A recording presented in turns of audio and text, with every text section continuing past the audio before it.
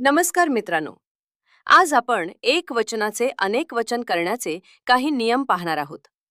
वचन म्हणजे एक आहे की अनेक आहेत हे सांगणे. उदाहरणार्थ, मुलगा म्हणजे एक, मुले म्हणजे अनेक. एक. पुल्लिंग शेवटी आ असेल तर म्हणजे ए होते.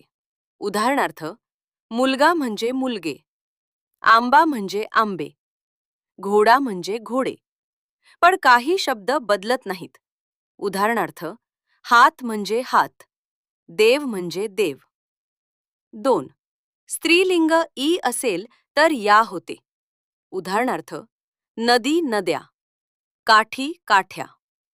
ऊ असेल तर वा होते. उदाहरणार्थ, सासू सासवा, जाऊ जावा. काही शब्द बदलत नाहीत. उदाहरणार्थ, वाळू वाळू.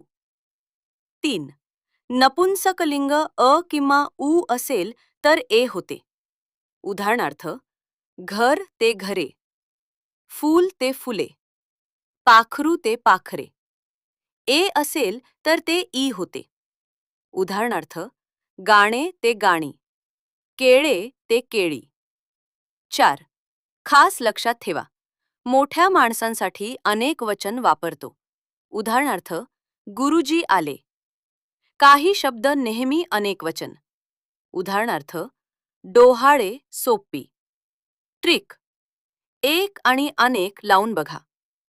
एक मुलगा अनेक मुले. शॉर्टमध्ये लक्षात ठेवा, आ ते ए, ई ते या, ऊ ते वा, ए ते ई.